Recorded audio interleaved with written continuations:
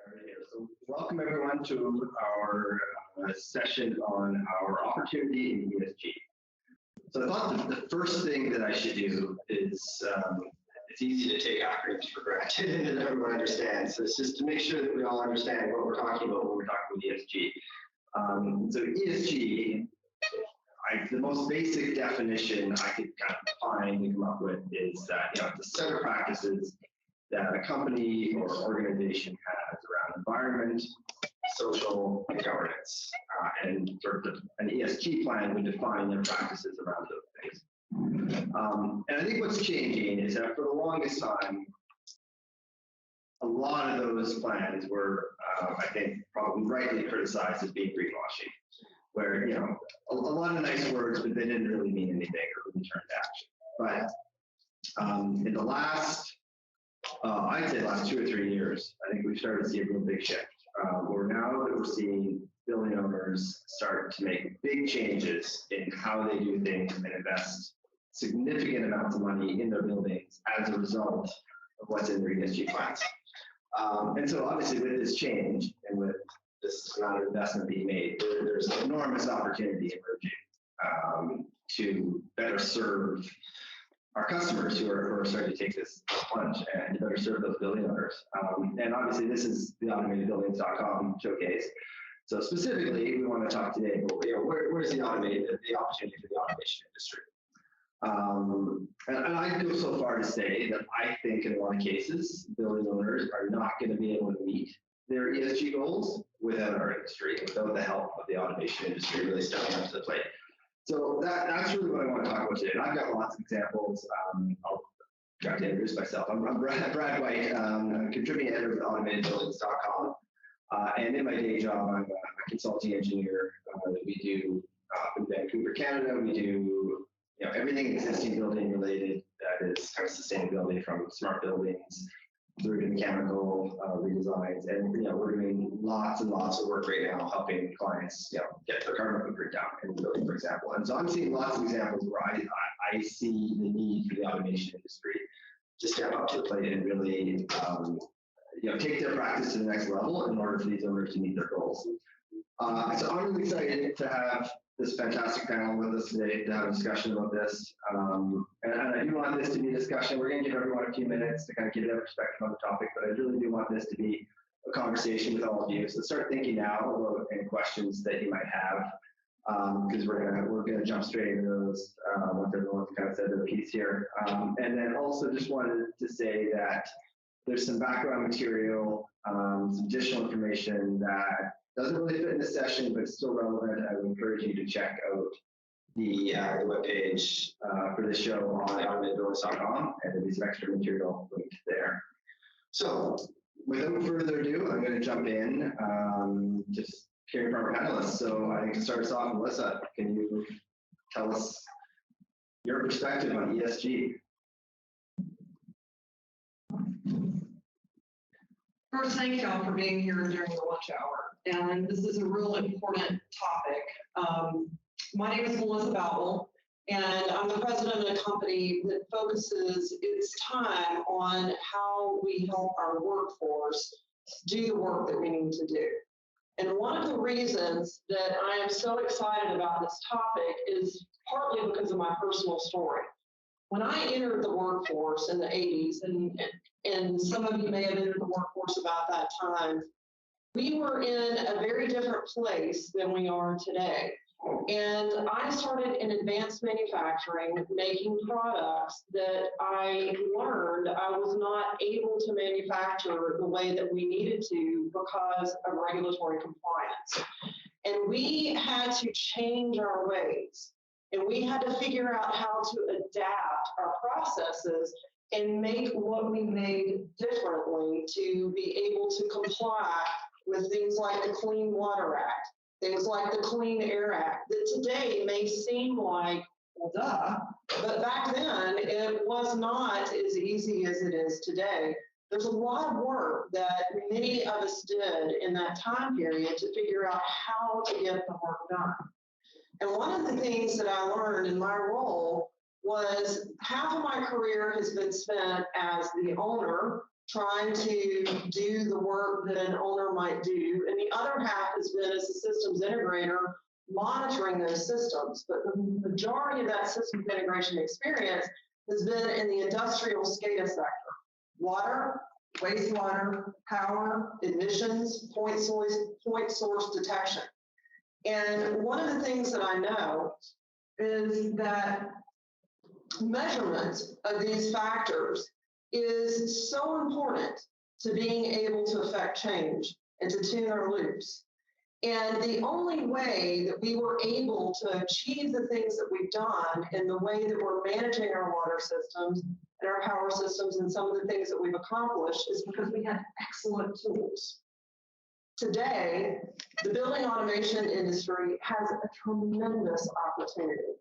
We have a tremendous opportunity to get in front of the conversation and to add value by the way we use our tools. Now, one of the things that I learned is that measurement systems have to be there to use as a parameter.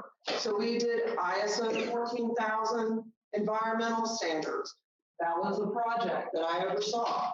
We did LEED building for operations and maintenance, which is a project that I oversaw. And it is not easy for a LEED building for operations and maintenance to renew its certification every 5 years. Building construction may be difficult, but it is much harder to live the walk.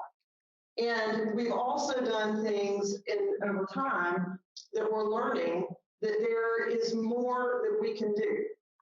The other thing is, how on earth do you engage a workforce to become passionate about it? How do you help the people that need to implement it actually get it done? And what we have learned right now in this current opportunity is that for those of you that are looking to build your team and you're looking to build your brand, one of the most impactful things you can do is to contribute and seize the opportunity in building automation and have a story to tell about your contribution in your local area. It may seem like the global issues are way out there, but there are local issues that you can impact greatly. So from my perspective, I hope to help make sure that we have the opportunity to get the people entering our workforce to see us as a way to achieve their why, and that they can do it here through our industry because we have some excellent tools and excellent opportunities. Excellent. Thanks, Melissa. Jim, why don't you introduce yourself and tell us a little bit about how you see this topic. Jim, if you want to come up in the middle there, it might be easier. Just head up to the podium. Yes. Perfect. All right. So I'm Jim Stevens. I'm the Associate Vice President of Infrastructure at Georgia Institute of Technology. I have been in automation my entire career through industry. So I've seen how we've used it to drive cost out, improve quality, and things like that. But we really are at a unique time now because many of the same barriers that caused us to use automation in the past are present today. That is, we're having trouble getting skilled people to fill in the gaps. But it's also a really good time when we look at ESG, particularly the S part of ESG, and how we can develop the human capital side to really meet both goals. I've always had a very pragmatic look at all these types of things. So it starts with the underpinning of a good financial plan on what you're trying to do. But I'm telling you that you can have both. You can have a pragmatic plan that helps you meet a lot of your ESG goals, while at the same time driving costs out of your processes, making things more reliable, more efficient. So if you're the owner and you're trying to take costs out of your buildings, at the same time trying to improve sustainability, you can do that. But you have to be very careful. And what I'm instructing my team for the last few years is to know your processes, know your people, rebuild the connections one-on-one, kind of what Melissa was talking about, because that's a little missing right now. But we are at a unique time where we can do it if we all work together, put our heads together on it. Now, the other thing I'd like to add in there is that you'll see a lot of definitions in the world of ESG and what it is and what it isn't. And what I think is really important is any of your held beliefs on anything, know why you believe them. I like what Brad's talking about greenwashing. We don't want to greenwash things. We want to solve the real problems, make a real difference in it. And that's what I'm about, practical solutions for solving problems. So the future is that we are going to have to automate more just to handle the labor piece, but we also have the opportunity to bring new sets of non-traditional people into the field to increase the number of particular participants that we have. That increases diversity, your ability to solve problems in different kind of ways. So I think it's a really exciting time. So if you're not thinking that ESG is an exciting topic, I would challenge you to rethink that, because there's a lot of really good things in that space that you can do. Excellent. Thanks, Jim. Lauren.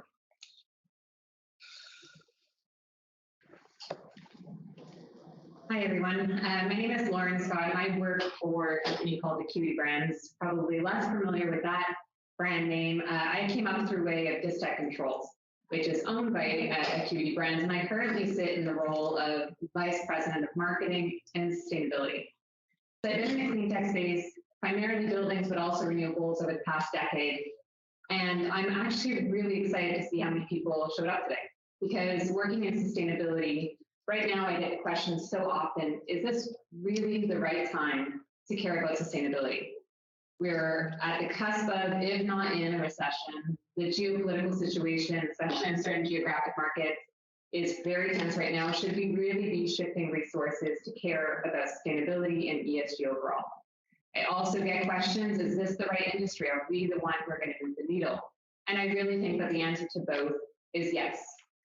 And it's yes for three main reasons. The first is, speaking with every single one of you today, you are probably more knowledgeable about energy and energy consumption than I would say 95% of the people in North America. And when we're growing up and we're being faced with a problem, we always look around the room and try and find the adult. But the problem right now is at a planetary level, and you're the adults in the room. So you are really the ones who are going to be able to come to everyone with answers right now as to how we can have a positive impact on the built space. So we have the environmental expertise. The second area is really around this emissions exploration. So unlike energy, when I started talking about emissions to many people here at the trade show, it's as if we're a little bit less comfortable using this term. We're very much in our comfort zone talking about energy. When we switch to emissions, it's just not in our wheelhouse, or we feel that it's not in our wheelhouse. But if we think about it this way, that when we're looking at the media, we see certain industries always coming to the top when we're talking about emissions. For example, electric vehicles. It's top of mind. We know that the decarbonization of transportation is going to have a big impact. But that's at 25%, 23% of global emissions come from transportation. 28%, so 5% more come from building operations. So while having more emissions is nothing to be proud of, having that space and that opportunity is why we have such a huge opportunity as an industry to make a difference. Also, we know that in the US right now, only 13% of our energy is coming from renewables. So meaning that every time we're using a built space, it is not plugged into a clean grid, we have significant emissions. So again, this is a huge opportunity for you to go to your customers to talk about what kind of role we can play in reducing those emissions. And then the final piece, it's less fun to talk about, but it is the reality of regulations.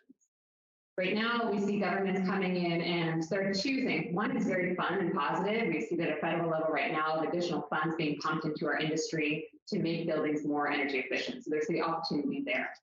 But there is also the opportunity to talk to your customers to help get them ready, to get them prepared, as opposed to having to react to certain regulations coming in. We have offices for Distech Controls in Europe right now, and we see, for example, in the UK, they have just come in with really strict regulations around emissions coming from buildings. We see the same thing in France. We see a proposed regulation coming in the SEC where all buildings over a certain size or companies over a certain size are going to have to start reporting on their emissions.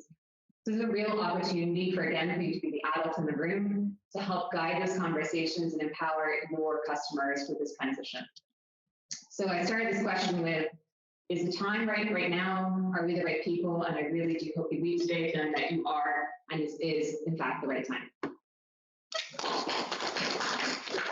Great, thanks, Lauren. And last but certainly not least, James.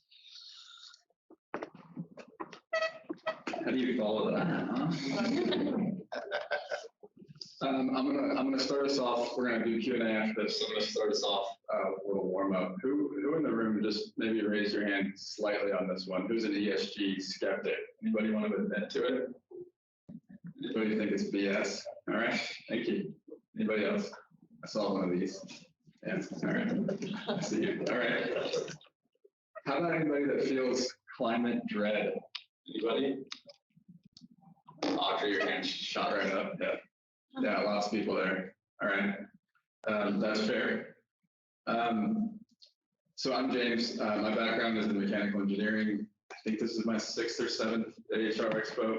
It's great to be back. I spent 10 years kind of jumping around different jobs, mechanical contracting, mechanical engineering, climbing through mechanical rooms, deploying analytics software, energy retrofits. So I'm going to kind of talk to all of those folks. So it's not just EAS contractors in this room. I think it's a lot of different roles that we're all coming together around this problem.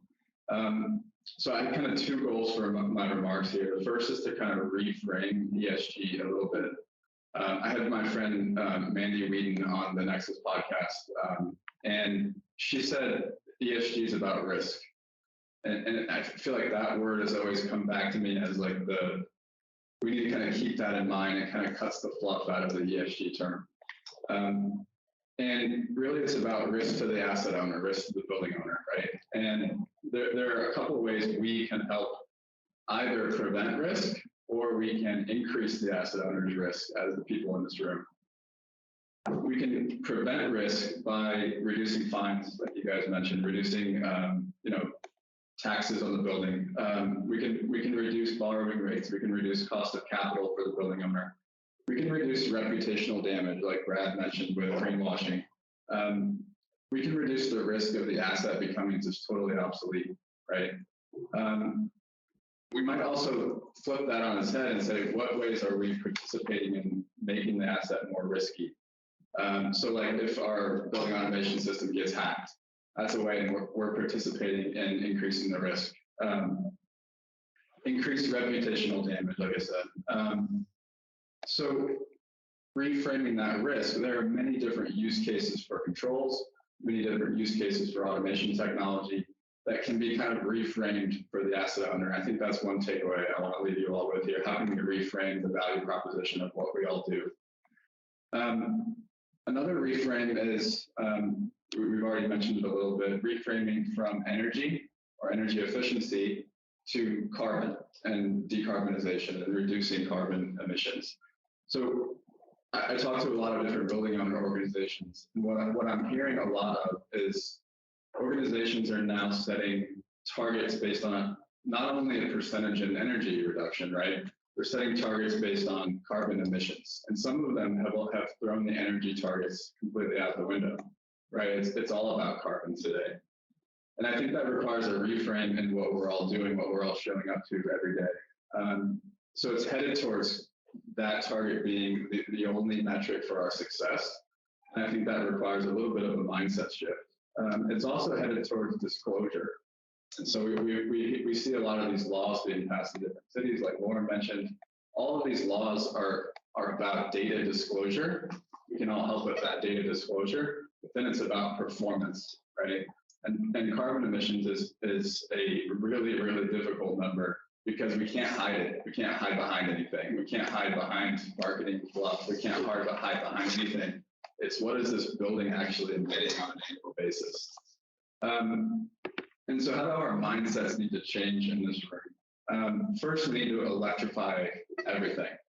And I'm going to ask for a couple more skeptics. Who thinks electrification is BS? Can get some of those, a little less, okay. And who thinks but electric heat has more higher life cycle costs? Yeah, and that might be true, totally might be true.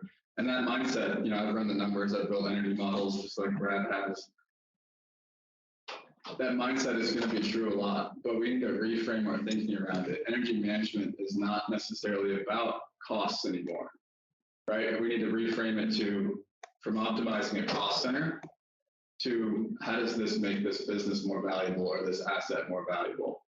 And decarbonization moving forward is not just about cost, it's about how does this integrate into the core business? And so Brad came on the podcast, talked about his clients and how they're thinking about, is this an asset we even want to keep anymore? Is this an asset we should sell and remove from our portfolio? And so the shift is thinking towards, does this make business sense to keep this building? And so it's just a mindset shift that we all have to have. This isn't about cost, it's about top line revenue. And what does decarbonization mean for top line revenue in the building? And the second mindset shift is by reframing it towards carbon. I want to make a little like PSA to all the energy engineers out there. No one's moving your cheese. No one's saying energy efficiency is no longer important. We're just reframing it. It's actually more important than it was before. I think there can be a little bit of we feel threatened by the fact that we're moving towards carbon instead of energy. It's not a threat.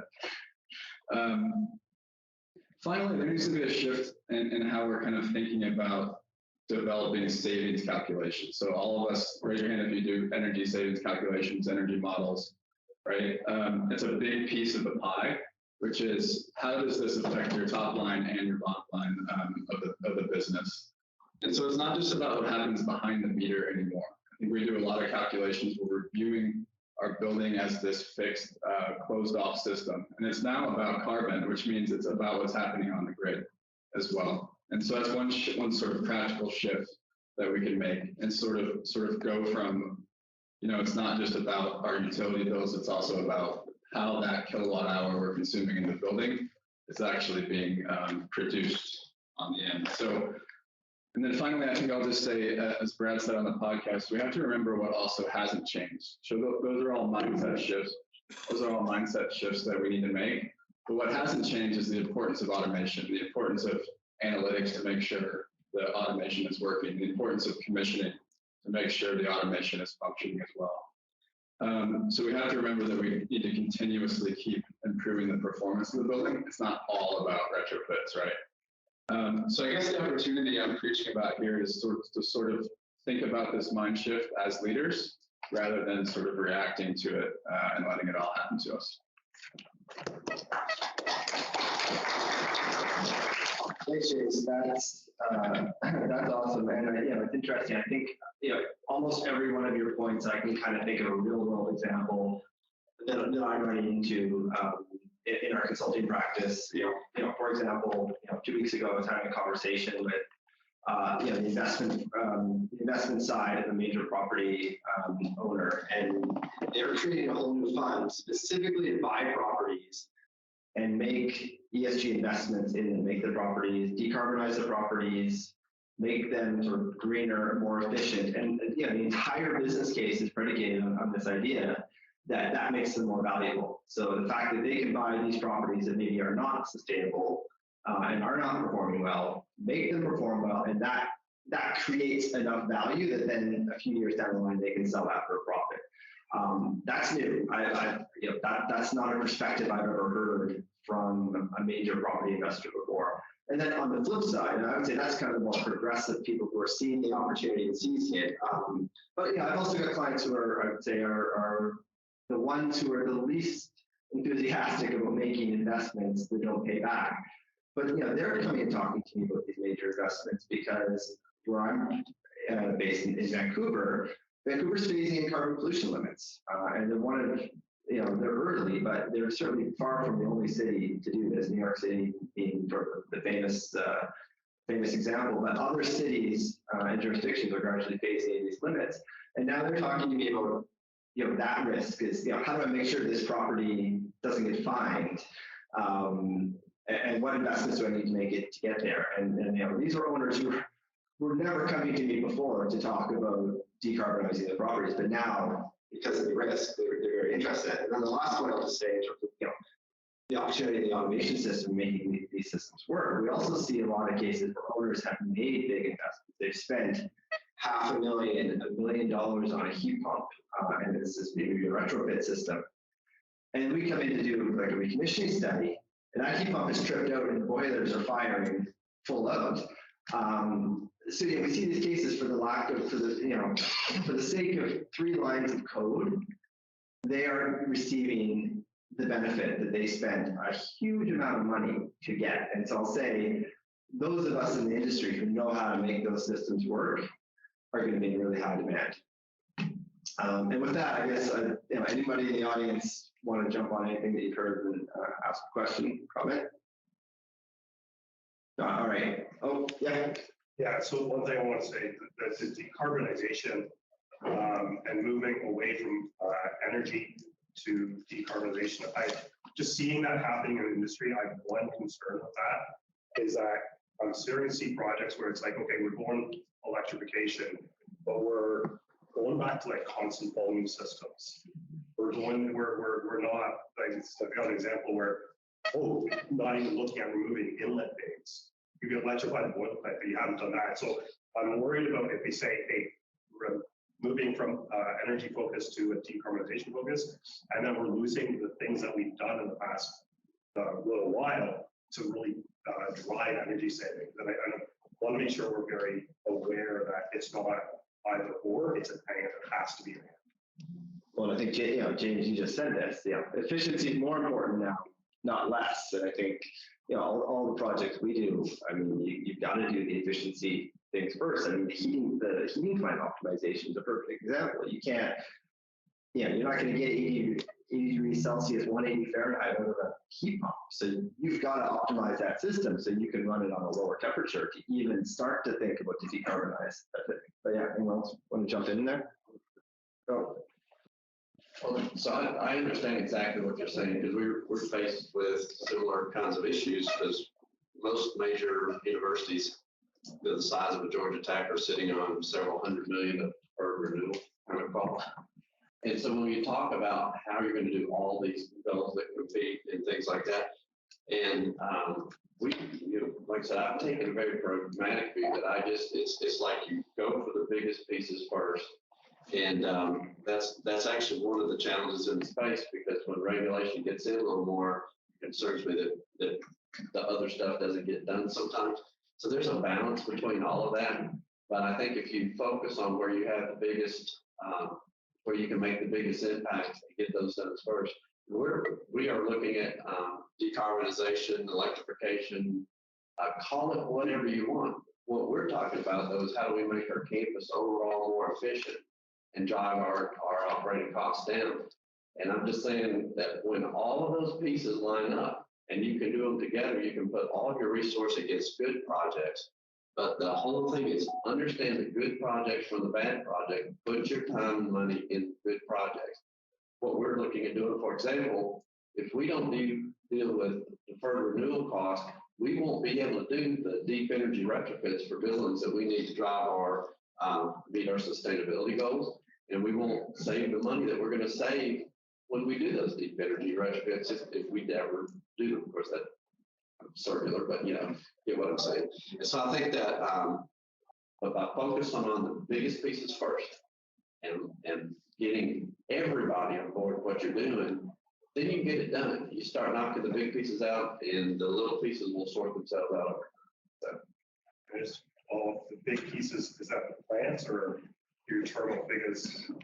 Well, so each organization is going to have different needs. In our case, for example, if we do an electrification process, we've looked at where we have simultaneous heating and cooling, and on our campus, 84% of our scope 1 emissions could be eliminated if we did district energy level electrification for our things. And so then we would have, for example, roughly 16% of our steam that we'd produce at this time of natural gas. Well, I don't want the focus to be on that 16%. I want the focus to be on the 84% that I can put a viable plan together and tackle. And if you don't keep your focus on the big areas, you've got to win over not only the folks in the environmental camp sustainability, but you've got to win over the business people too. And so put a plan together that brings them all in. Get those things done first, then argue about all the other pieces later. So. This is where I feel like what Lauren was saying about being the adult in the room is so wise, right? This also shows up not just with the low-hanging fruit, like you talked about, but also with offsets and all sorts of energy procurement. We're going to get to a point in this industry where people are spending a lot of money on offsets, renewable energy credits, and those sorts of things. And we, as the people in this room, know that there are probably going to be more cost-effective ways for the organizations to spend that money. But we have to reframe, we have to communicate, we have to put it in words that people can understand so that they can buy that inlet vein tuning project or whatever we think needs to be done.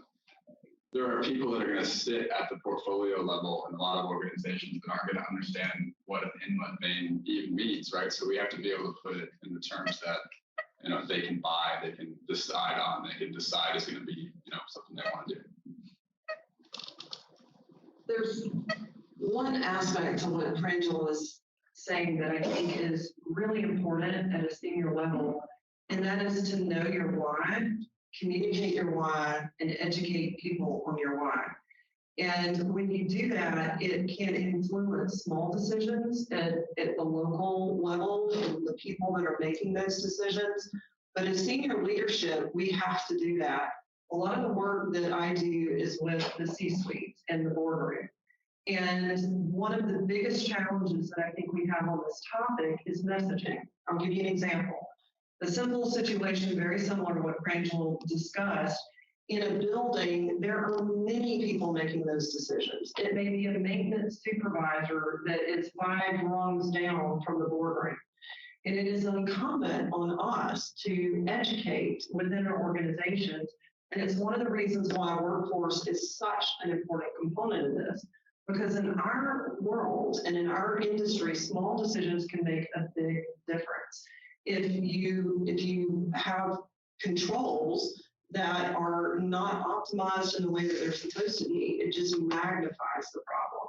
So distribute the number of people who care and make the message very simple and very clear, and that this is what we're doing, and help people be able to ask, is my decision a good one? Is it helping with that why?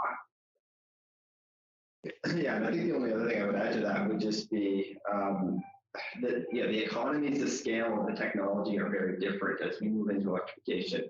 The business case argument to avoid the problem you pointed out is like, a 2 million BTU per hour boiler is not that much more expensive than 1 million BTU per hour boiler.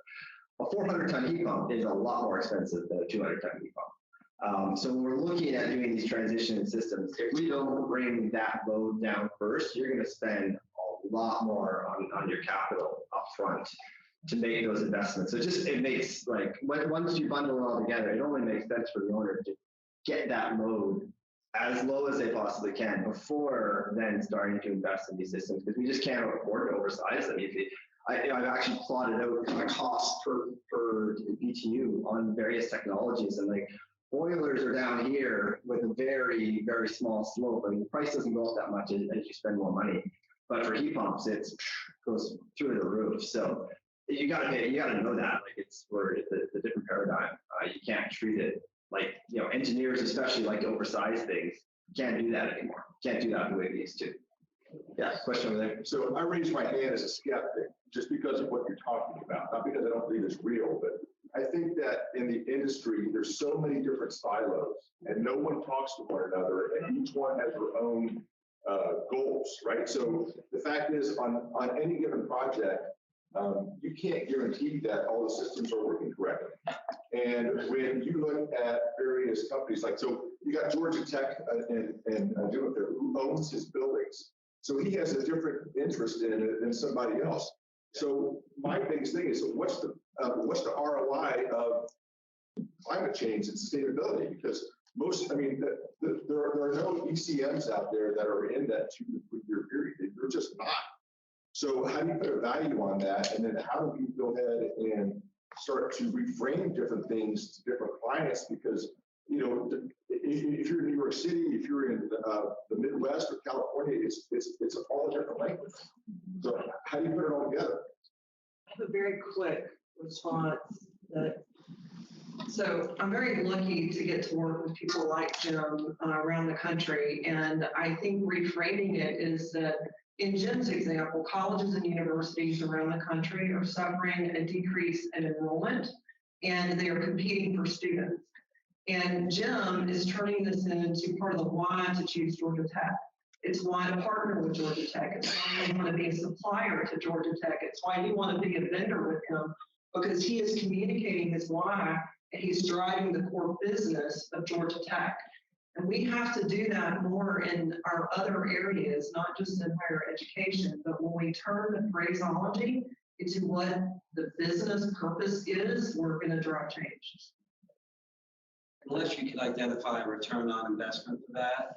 In the real world, I live with these people, and I deal with verticals both in higher education, that's public endowment, that's private endowment, that have more money than God. Yeah, they're going to water source heat pump.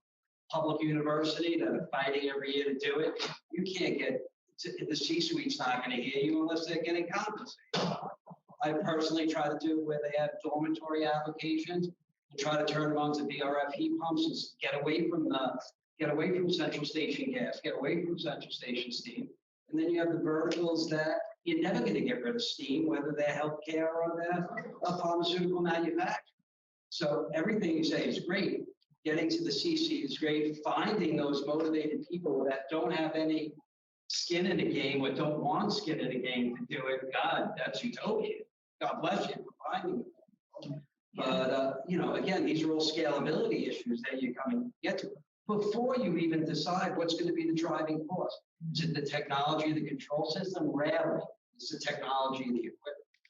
I think that's just underlines even further the need to have access to this information, like the data. You need to be able to centralize it into a platform that's digestible to the C-suite. I experience this internally within Acuity Brands. I sit on the ESG council, and those who are in the sustainability roles have a far deeper understanding of what's going to move the needle. And the C-suite, they care, but unless we can bring the data in a way that is digestible to them and we're able to kind of show the different levers that we can move, it's very complex. It's kind of speaking in nice marketing language as opposed to something that is accessible. So I think that's a key part is centralizing that data, and we go back to emissions, really being able to showcase what would be those quick wins, what would be the biggest return on investment the fastest, because again, that's when you're going to actually be able to get the C-suite to get on board and to continue to fund your different projects. So we spend a lot of time at Nexus teaching these concepts to beginners, and I found that that's kind of the best way sometimes to solve these multi-stakeholder problems. And when we teach this, we start with the stakeholders in the organization. People say buildings are snowflakes, but it's also organizations in our industry are also snowflakes. So the work that's required sometimes, and this is an inconvenient truth for scaling decarbonization, I think, the work that's required is to start at the bottom of the organization, go to the top, and say, what is the value proposition that I'm trying to communicate to each of these levels? So for a technician, value proposition is totally different than the boardroom.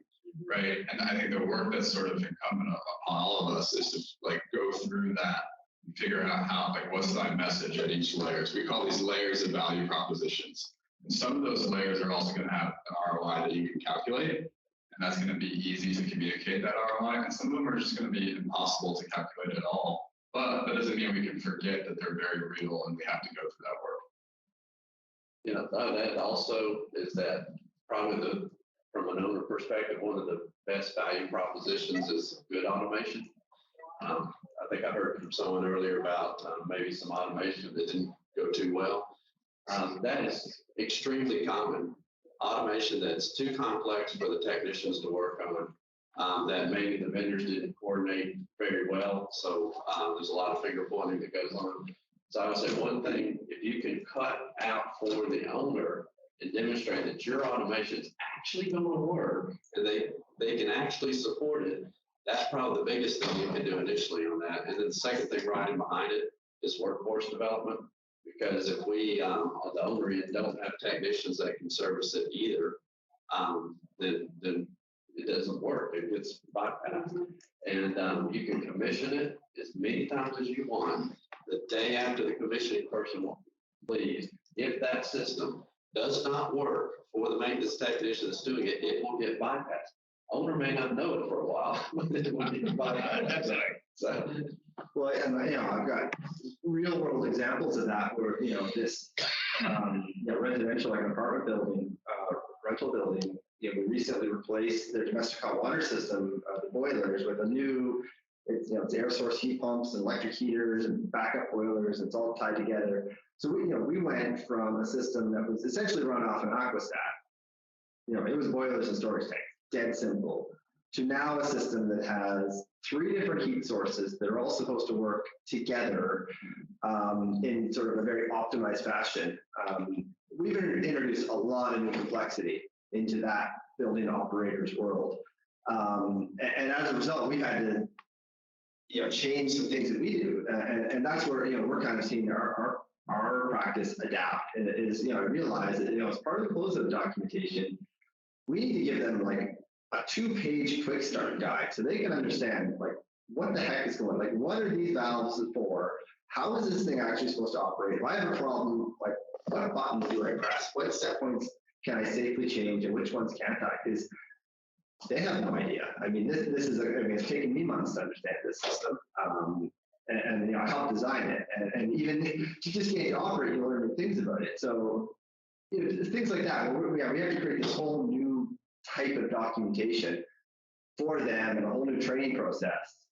Because if we don't do that, they're not going to be successful. The owner's going to be left with this huge investment that is essentially worthless and will just be running on boilers when and the carbon savings aren't there, which was the whole reason they did this project, was to get the carbon savings. So I think that those are things that our industry is going to have to adapt to, is just like think about new ways of operating and training and documenting. It's all going to be new for us in a lot of ways, especially where we're coming in and introducing complex systems to people that never had them before.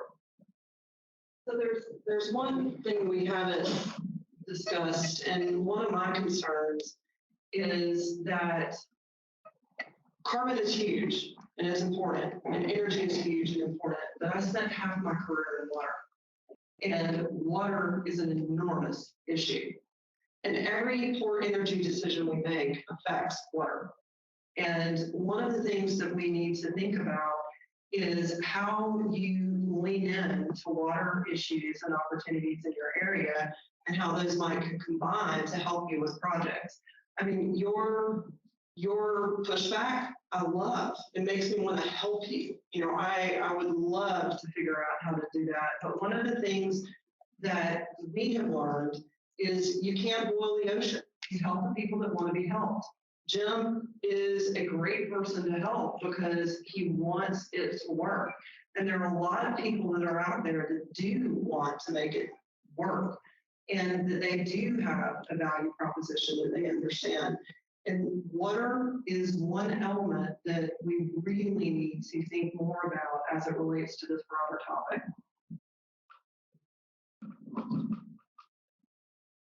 Yeah. I have what I think is a simple question. Laura, I think, talked about reframing building energy consumption from consumption to emissions. And I just want to make sure I understand that. Does that imply that if you're building electrical utility source, switch from a coal-fired plant to a wind farm, that would have a beneficial impact on your emissions?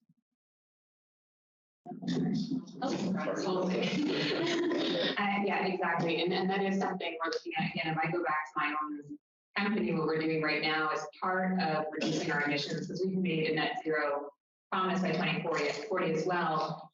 We're looking at reducing our emissions through automation in our buildings and through our facilities, but we're also looking at doing that transition to renewables. So they really go hand in hand. I think someone said it before, there's no or situations, it's always an and situation, and then this is again an and situation. So we need to, as much as we can, transition to the grid. Like I said before, we're at 13% only right now in the US coming from our consumption coming from renewables. So until we can do that transition, our industry is key, and then will continue to be an important part of that as well. Yeah, I think people, when we talk about electrifying our buildings, we talk about the grid, right? People say the grid, but there really isn't the grid. There's a bunch of different regional grids, right? So all of our buildings that we all work for, all the building owners, all their portfolios, each of those buildings is going to be using a different mix of renewables, a different mix of fossil fuels. And those grids themselves are all transforming as we speak, right? They're making investments on the utility side. And so that's what I was talking about with reframing our, how many people in here have calculated the EUI on a building? That's not going away, but it's maybe we can reframe that to emissions. And to get to the emissions, we have to get to what's the grid doing. And I'm sure you have more technical stuff to add, but that's basically the gist of the transition. To James's comment, if any of you were in the session earlier today, and I showed the increase in demand for automation skills, a lot of that is driven by electrification. It is driving the plants that are building batteries. It's driving the changes that are taking place. And it's also part of the demand for people who have the skills that we have in this room for other aspects of the energy sector. And it is valuable for us to have a very good value proposition to pull those people into our area as well. And it's something that can help us get workers into our industry very much. I heard that energy efficiency and the carbon trade-off, or the energy efficiency is linked to the carbon reduction. Is the carbon trade-off coming into in this country? Because in Europe, it is already, they have plans for the carbon trade-off and monetary incentive, which will help us to reduce the, the paybacks and other stuff. Well, one of the ways that we are doing as a city is for stepping up. And in the city where I'm from, in the city of Orlando, Florida, and the Orlando community, I've been on the sustainability steering committee and had many roles. And in the organization that I was in, I had the responsibility for sustainability. And a lot of cities are choosing to do things at a local level and making a big impact. And we don't have to rely on humongous programs nationally to be able to affect our markets and our geographies. And there are opportunities at a local level. No, I agree with that. This is, I'm looking at the monetary incentives, which will help the engineers to show that the paybacks.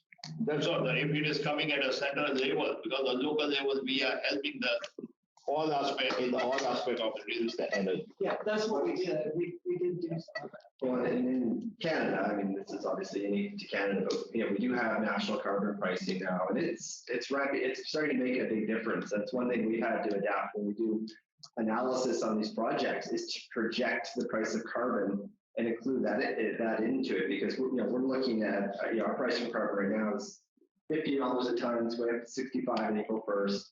It's going up to $170 a ton by 2030. That results more than doubles the cost of natural gas for us. So if you don't factor that in, you're kind of missing this huge monetary advantage. What we've seen is, over the life cycle of some of these projects, they're going to be 15, 20, 25 years. That'll take 10 years off the payback if you can factor that in, right? And I think making sure that we do that now. Obviously, not every place has this kind of carbon pricing in place, but where it is, it makes a huge difference. And we're seeing it, I think, especially as it starts to really ramp up, and it's going to start to bite starting this year as it goes up $15 a ton per year. That's significant, and so that people that's enough to make owners pay attention. This is what I like about the topic in general that we're talking about, is because there's a lot of diversity in how we can look at that too, because as costs push up, you also create equity issues for people being able to afford energy and things like that. And the ability for us to have reasonable conversations about the whole topic and try to sort out the best pieces in that, I think it's still an open debate out there. And I think each of you have a voice in that. So, for example, if you're in an industry that's serving your design or something like that, probably the best thing you can do right now is at least having your tool set, the ability to help your customers that have the goals, put in the technology that can help them achieve their personal goals of reducing carbon. Now, I don't know what the exact number for reducing carbon is. I hope it doesn't go to absolute zero because we're all carbon based. Right. I was going to add one quick thing. So if we go back, I think everyone in this room can kind of go back to their clients and their clients that have those targets, like Jim's saying. If we can say my target is, we could call it net zero by 2040 or whatever. I think a lot of organizations out there, they've made that target. I think that number keeps going up. The next step is figuring out, okay, how are we going to get there, right? And we can help them with the cost. We can help them with reducing the cost to get there, right? So a lot of them are like, okay, it's a little bit fuzzy in terms of an actual project roadmap right now. So we can not only supply the roadmap, but we can suggest more cost-effective ways to hit that target.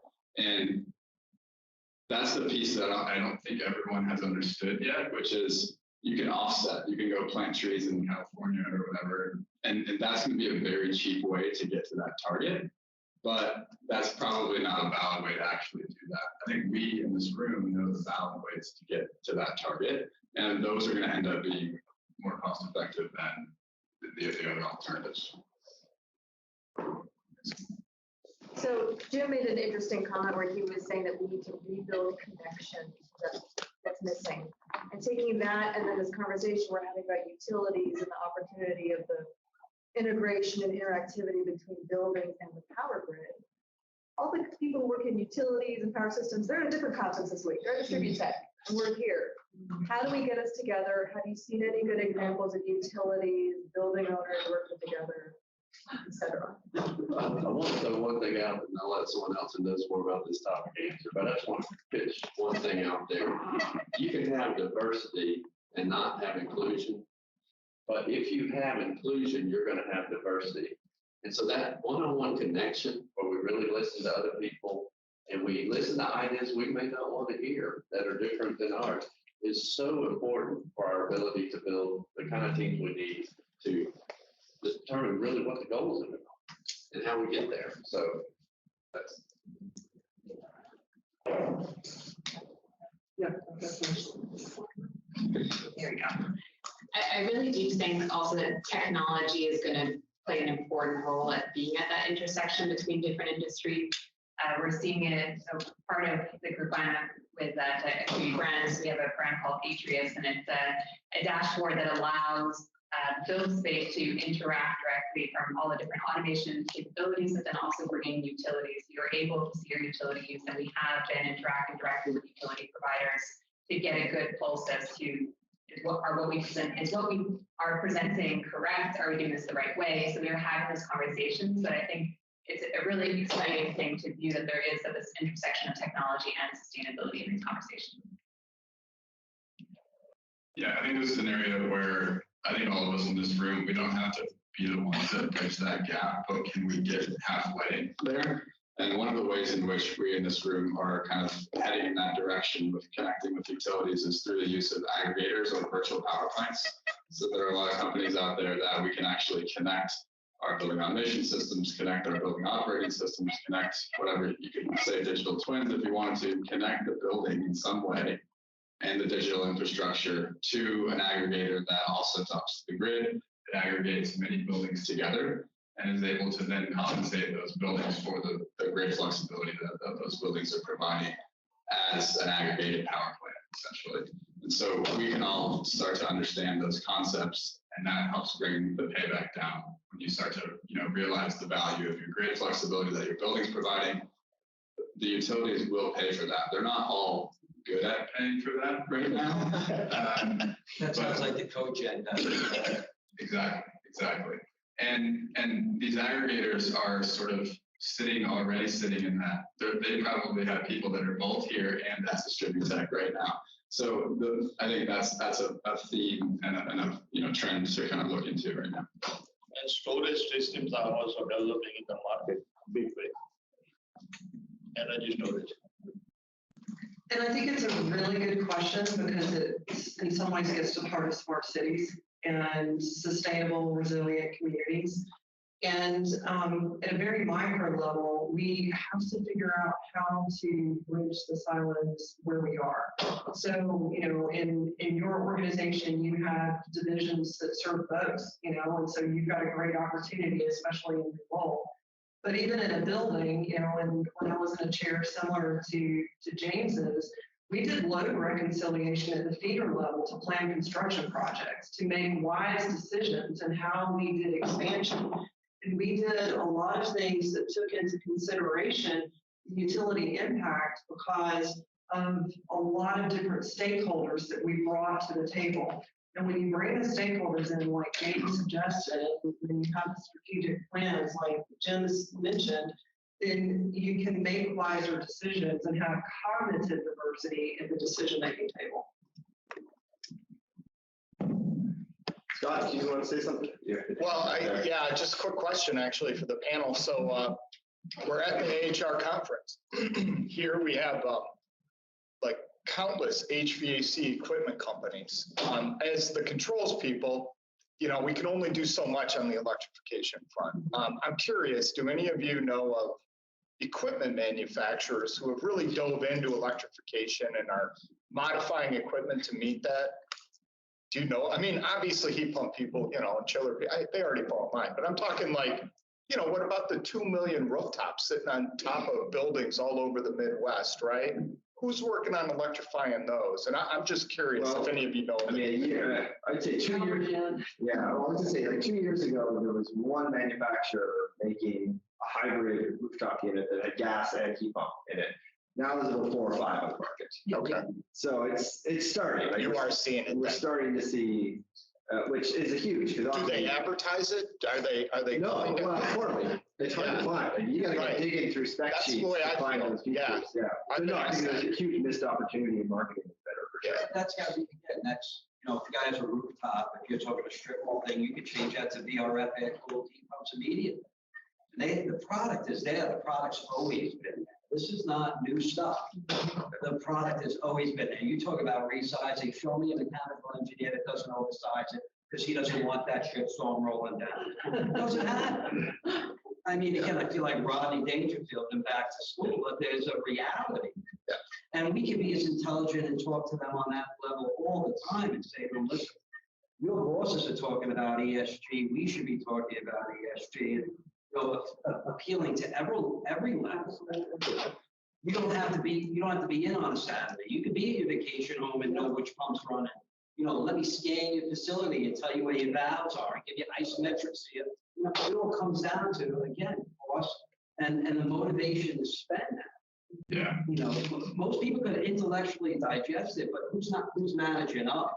Whose pocket is it coming out of their pocket? You know. Yeah, and I think we're going to wind down. I was just going to say, I was going to reframe that question, Scott, a little bit. And the thing that I'm going to be looking for out there on the floor, I haven't gone out there yet, but when we think about electrification, it means a hell of a lot more refrigerant use. So we're going to transition to heat pumps, and the global warming potential of refrigerants is massive. I can't remember exactly. It's like 1 per thousand in some cases. Yeah. It doesn't compare to stove and gas dryers, which I promise. But we have to think about getting towards low GWP refrigerants as we do the transition. So make it impossible. I put in some great CO2 Make it heat pumps. impossible. I just want to make a quick comment about refrigerants. There's alternative refrigerants out there that we're pulling in from the EU, propane, CO2, things that have been tested out there.